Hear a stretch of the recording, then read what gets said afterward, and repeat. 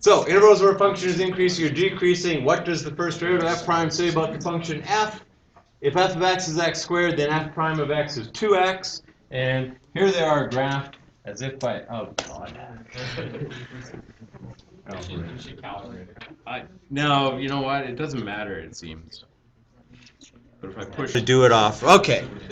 So using Desmos, we graphed f of x is equal to x squared and then d by dx of f of x. You could have done the same thing with y, right? You could have said y equals x squared and then just, maybe we could have just done dy by dx. I don't know.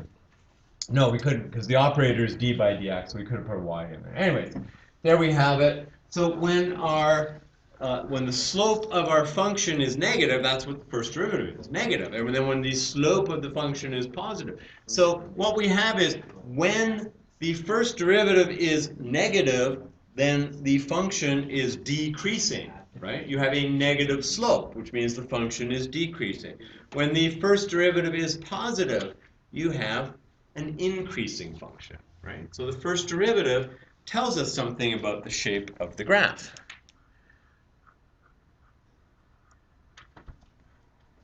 Okay, so let's, so here it is, in words. Can't you recalibrate? No, we've tried that in the past. Have we learned nothing? Like recalibration doesn't work? I'll tell you what, I will recalibrate it after and it will make no difference. It's just when it's off, and this morning I was writing here and the letters were appearing there, and I just shut the whole thing down and started over. This is just mildly annoying.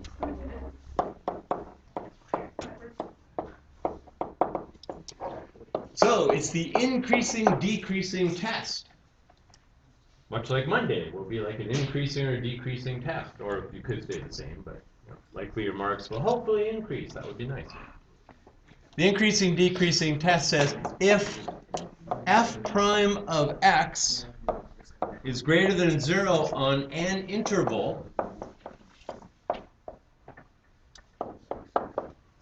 then f is increasing on that interval.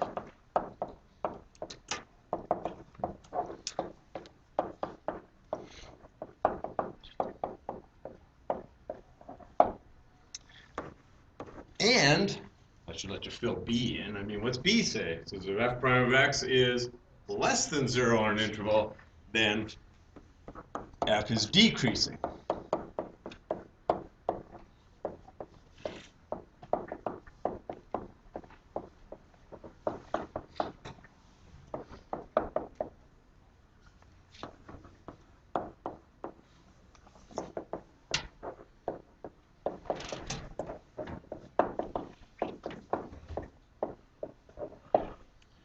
It's like shades of 20-1. 20-1, when was this thing greater than 0? When was it less than 0? Right? So you're going to see something that looks kind of familiar because it's the same idea as what you did in 20-1. Okay, so what are we going to do? We're going to go here. And then here. So here is the function. The function is y equals x cubed minus 6x squared plus 9x minus 3. Now we can see where it's increasing and decreasing, right? See that it's increasing here and it's decreasing here and it's increasing here and it's a cubic, so we know that's all there is. But what does the derivative tell us, right? We can actually sort of see it on the graph, and the numbers aren't too bad. But, so what's the derivative? Y equals, you tell, I'll type. 3x squared. 3x squared. Yep. Minus 12x plus 9. So that means that the derivative should be positive when it's increasing, negative when it's decreasing, and positive again when it's increasing, right? Which it looks like it is, right? So, well, there we have the first derivative. All right, so let's do this on paper, right? We don't have graphing programs available to us or anything, so we have to do this on paper. And we know now to hit this. Okay, and we'll go to a new page.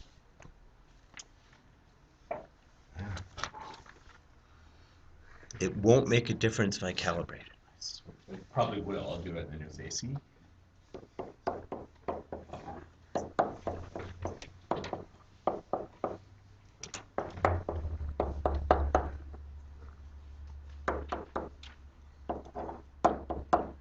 Okay, so what'd you say? 3x squared minus 12x plus 9. So what we're looking for is, when is y prime greater than 0, right?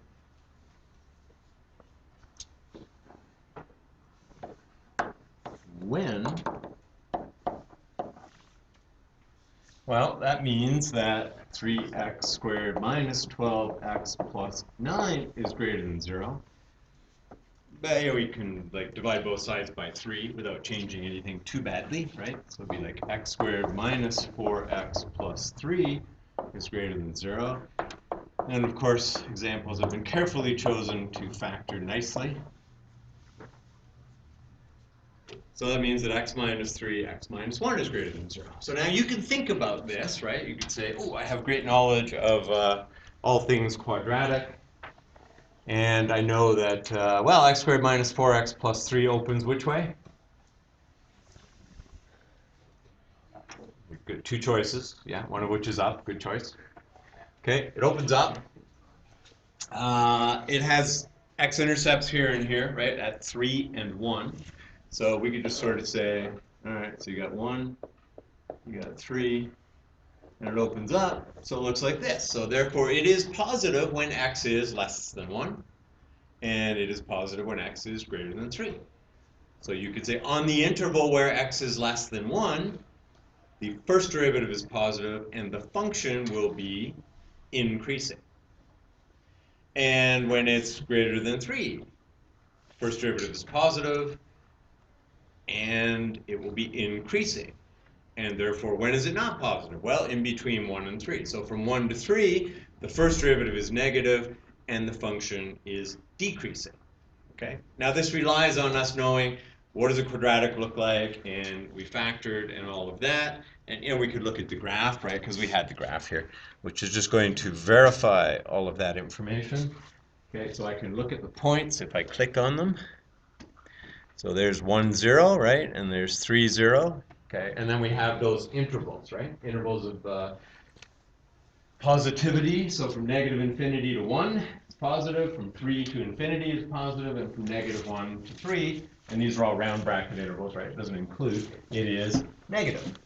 Okay, which means that the function, the original function, turn that off. So the original function is increasing from negative infinity to 1, decreasing from 1 to 3, and increasing from 3 to infinity. Okay, and that's what the first derivative is telling us about this. And so, what's another way though, right? Like what if we don't remember this, or what if we're doing something a little more complicated, right? So you could graph it, you know this, so then, here, let's just summarize it, right? What are we going to say? We're going to say use this to drag down. So we will say it is increasing.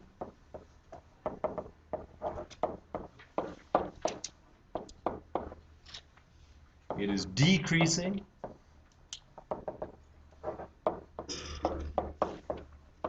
And it is increasing.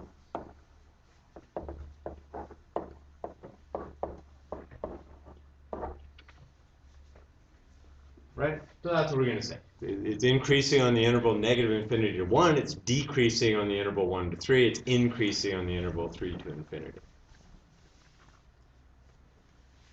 But let's say that. Let's do this another way, right? I mean, that's one way.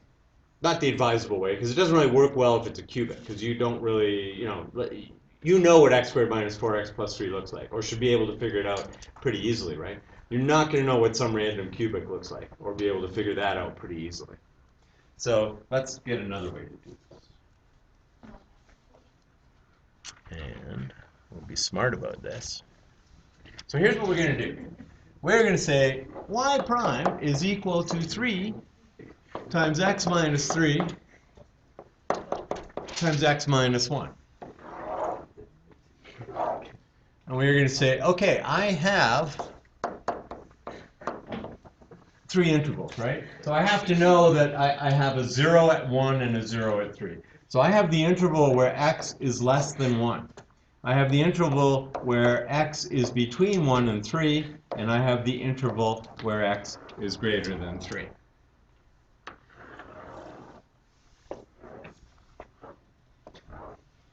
Okay, well, and I have a factor of x minus 3. I have a factor of x minus 1. Those factors make up f prime of x, and then I'm going to say something about f. So this is the chart I'm going to make. Right, so what I'm going to do is I'm going to split the curve into intervals based on where it is 0, right? Based on its zeros. And just say, well, there's, an interval here, here, and here, right? In this case, 3 intervals, right? It's a quadratic, it's got 3 intervals. 2 zeros, therefore 3 intervals. If it's a cubic and there's 3 zeros, then there will be 4 intervals. Okay, so however many zeros there are, there's one more interval than that, right? If there's 1 0, you got 2 intervals, right? You got to the left and to the right. 2 zeros, you got to the left, in between, to the right. No zeros, you don't have to worry. It's either positive or negative. It's always increasing or always decreasing. You don't have to worry. So when x is less than 1, x minus 3, so just pick a value like 0, right? 0 is less than 1. 0 minus 3 is negative. 0 minus 1 is negative. When I multiply a negative times a negative, because this will be negative and this will be negative, then f prime of x will be positive. If f prime of x is positive, then f is increasing on that interval, right? So now we say, all right, it's positive, so the function is increasing on the interval from negative infinity to 1. Right? So this is very, very mechanical, right? It's just lay it out, make the chart, got the intervals, figure it out. If x is between 1 and 3, so pick a number between 1 and 3. How about 2? What's 2 minus 3? Negative. What's 2 minus 1? Positive. If I multiply a negative times a positive, I get a negative. So all values between 1 and 3 will give me a negative because this will always be negative, yet this will always be positive.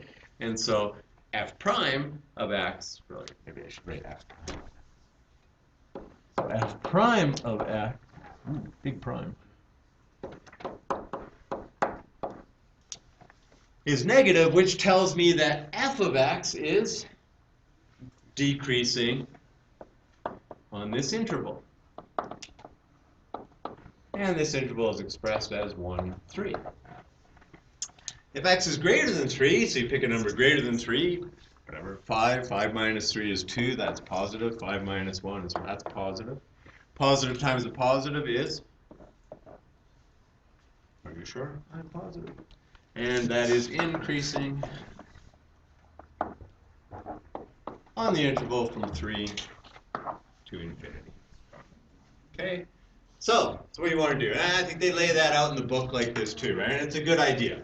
Okay? So you sort of lay it out. I've got the factored form of this. I'm going to split the line into intervals, and I'm going to figure out what the sign of the derivative is in each of those, knowing that when I multiply those factors together, I will then get a whatever, which tells me that if it's positive, it's increasing. If it's negative, it's decreasing, right? And did you need any of that for the one we did? No, not at all, right? Because it was a simple quadratic that opened up and had nice zeros, and and if the zeros aren't nice, so what? You can still find them, right? You have to use the quadratic formula, and if the zeros are negative 2 plus root 7 over 3, then that's what it is, right? And that's just one of the ends of the intervals. But we'll try and keep things nice. So here's a nice one.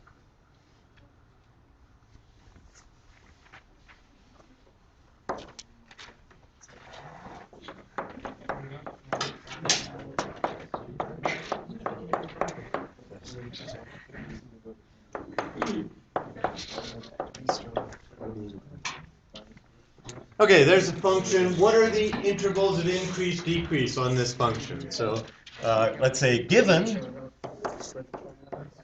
f of x equals that. Determine the intervals of increase. Determine where it is increasing or decreasing. Determine where it is increasing and where it is decreasing.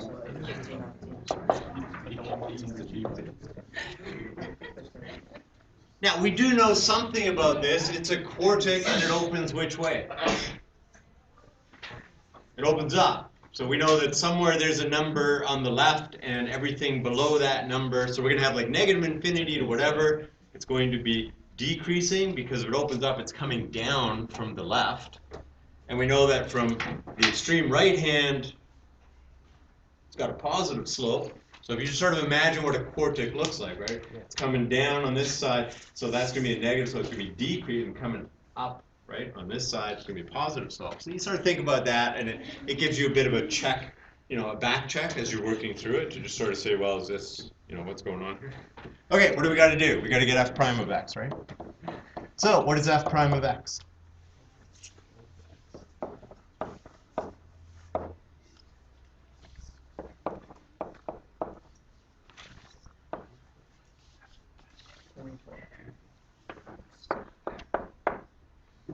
Obviously, this is a fake example because, nicely factor out a 12x, giving us a quadratic, which I'm sure also factored. Yeah, right. So, okay. It's designed this way, right? It's designed to be, on the test, forget it now. So on the test, hopefully, it's a good point, right? Like on a test, we're not going to give you really weird stuff, right? You don't have calculators. So anything we ask you should be easily doable, right? Like if we ask you to do a trig thing at some value, it's not going to be pi over 17, right? It's going to have to be pi over 2, 3, 4, 6, any, you know those exact values, right? Or at least you have a shot at them, because you should know them. But, and same thing, we're not going to give you something that doesn't factor and you got to pull out the quadratic. So if you're starting to pull out the quadratic formula and you're getting like roots of negative 95, you blew it, right? You just messed up. So stop whatever you're doing, go on and do some other stuff, and then come back to it later. Okay? So that's there. Test writing strategy 101, right? If it starts getting to the point where you need to turn the paper sideways to fit in the expression, you probably messed something up, and you should immediately stop and go on to something else. Okay? Seriously. You can waste a lot of time. And it's not going to get you anywhere, right? All it's going to do is give you more complicated expressions, and 20 minutes later, it's like, yeah, I ran out of this test was so long. Well, I spent 20 minutes on this 1-mark question, and I couldn't get it because, I just can't go on until I get it. No. Okay? Don't do that. You can't do that. Okay, so what do we got? What's that equal to? Well, we got a 12x, and then an x squared minus x minus 2, which is a 12x. Okay, so there, nice factored form, right? So we have 3 factors, right? We have 3 factors. So we're going to make up a table that has these 3 factors at the top and the intervals associated with them, right? So what do we got here? So those are the associated zeros, right? So we need below -1, between -1 and 0, between 0 and 2, and above 2.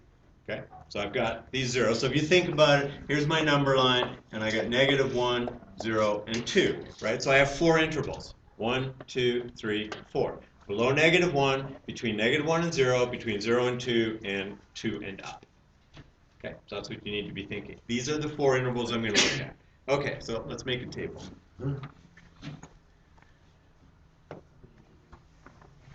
Okay, so the table's going to look like this. We have an interval.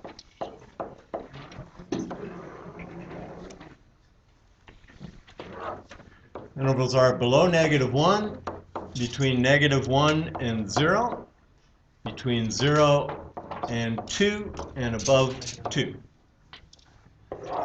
We have a factor of 12x. We have a factor of x minus 2. We have a factor of x plus 1, which leads f prime of x to have a particular sign, right, based upon multiplying its three factors together. We don't care what the numbers are, it's just are they positive or negative. Okay, and then we have f, and f is going to do something. Okay, we're going to draw lines.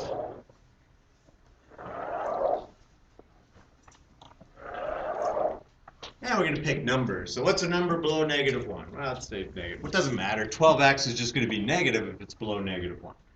If it's below negative 1 and I'm subtracting 2 from it, it's probably still going to be negative. If it's below negative 1 and I'm adding 1 to it, it's still going to be negative, which makes f prime of x negative, which means that f is decreasing.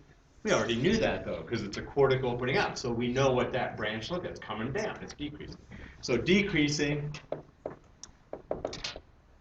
on negative infinity to negative 1. Okay? From negative 1 to 0. So you pick a number like, I don't know, negative a half. So this will be negative. I'm subtracting 2 from a negative. So that's got to be negative. I'm adding 1 to a negative, which is smaller, so that's going to be positive. So f prime of x is going to be positive, and it will be increasing on negative 1 to 0. Okay? Well, we'll go graph this in a minute, right? Once we got this, and then you can look at it and say, ooh, it's really true. From 0 to 2, what's a good number to use? 1. Okay, so that's going to be positive. 1 minus 2 will be negative. A positive plus pot's going to be positive. Positive times a negative times, so this times this times this gives you a negative, which means that it is decreasing on the interval from 0 to 2.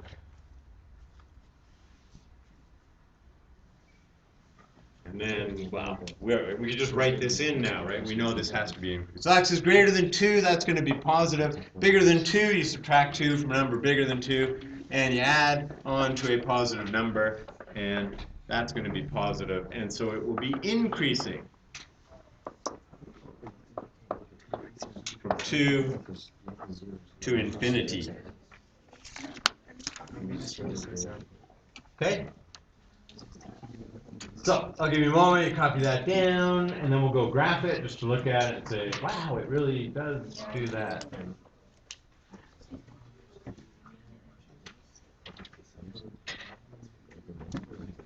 So let me here, and let's do this. All right, what do we have? We have 3x to the 4th. 3x to the 4th. And minus 4x cubed, not to the 32, minus 12x squared.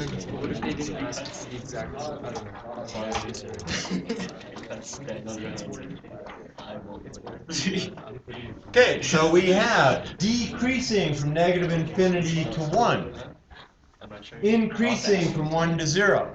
Decreasing from 0 to 2, which is down there somewhere, and so like, I guess I can't even hit the board.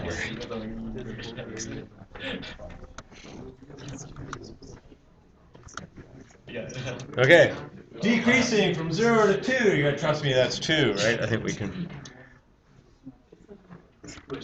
There, 2 negative 27. And then increasing from 2 to positive infinity.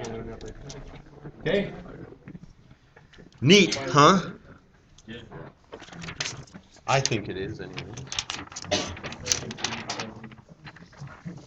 All right. One more.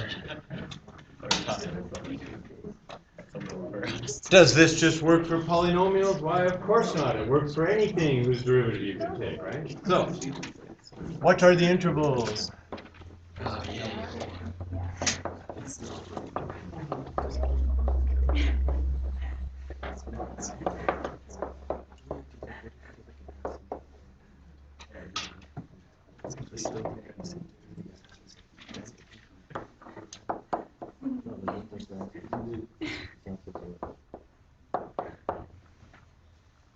Whoa, I want to graph this one too. I wonder what that, really wonder what that looks like. Okay, so what's the derivative?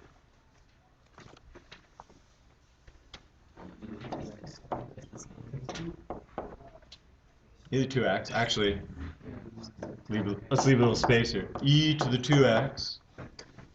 What else? Times 2, so let's throw the 2 in front. So 2e to the 2x minus, okay, so the derivative of e to the negative x is e to the negative x times negative 1. And we're just going to handle that by putting the minus in front. So instead of saying plus e to the negative x times minus 1, we're just going to say minus e to the negative x. Okay, so when is this greater than 0? So if we graphed this, the derivative, right, then we should see, I don't know what we'd see, right? But so let's figure it out. Because we have no idea, right?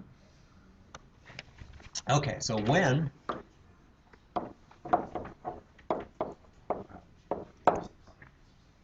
because wherever it's not greater than 0, it must be less than 0, right? I mean, so if we say, hey, it's greater than 0 here, then it's less than 0 there. Okay, so what are we going to do? We're going to say, that means we need 2e to the 2x minus e to the negative x to be greater than 0.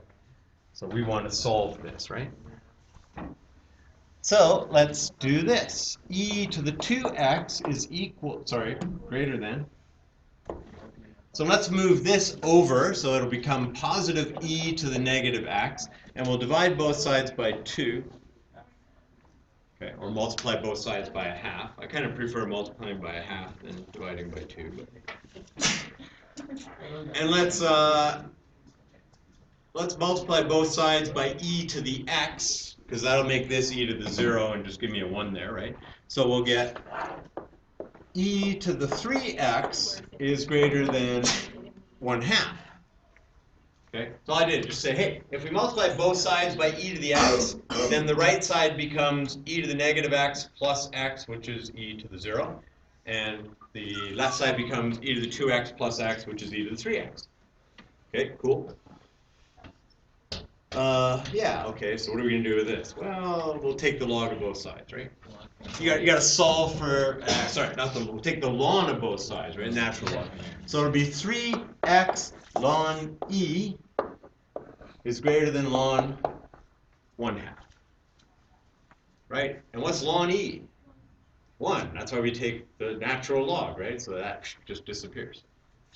So it becomes 3x is greater than, these logs, you know. Ln.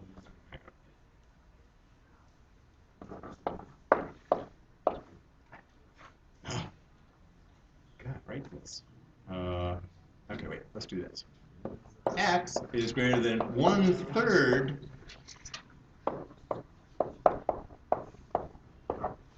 Here, we'll do it that way.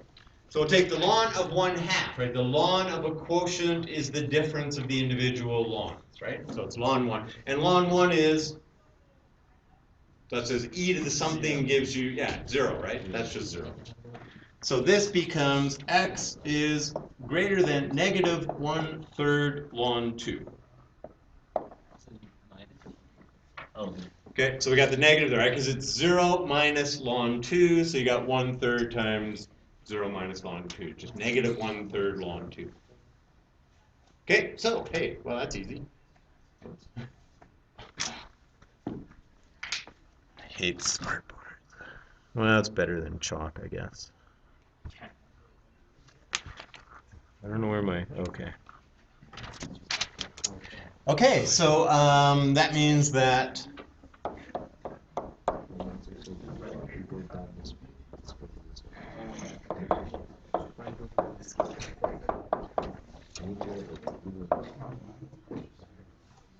so f prime of x is, well, here, f prime of x is greater than 0. So that's the takeaway, right? So f prime of x is greater than 0 if x is greater than negative 1/3 ln 2. Therefore, f prime of x is less than 0 if x is less than negative 1/3 ln 2. So f is increasing.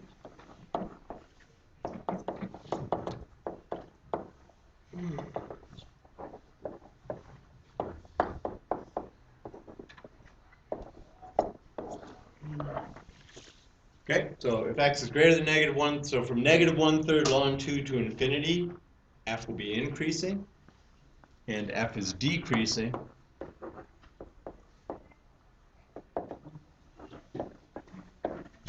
From negative infinity to negative 1/3 ln 2. We got to graph that. And we got a calculator. What is negative 1/3 ln 2? Just a decimal, so when we look at it, we. I don't know. Don't bring a calculator anymore, right? All right. So let's graph this.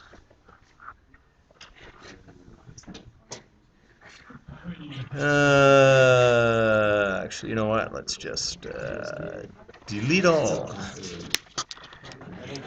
Okay, what do we want? Y equals e to the 2x plus e to the negative x.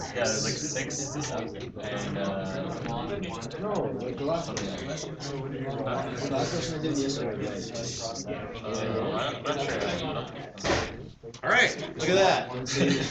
My graph I used it. That's just some quadratic, but so this point here must be negative 1/3 ln 2, right? So I can get that. Okay, everybody work it out? Negative 1/3. I don't even have a real calculator. I don't know if I can work this out. Yeah, what is it? Yeah, look, see? Negative 0. Cool, huh? So it's decreasing from negative infinity to that point, which is the decimal equivalent to 3 decimal places of negative 1/3 ln 2, and increasing there. So that's kind of neat.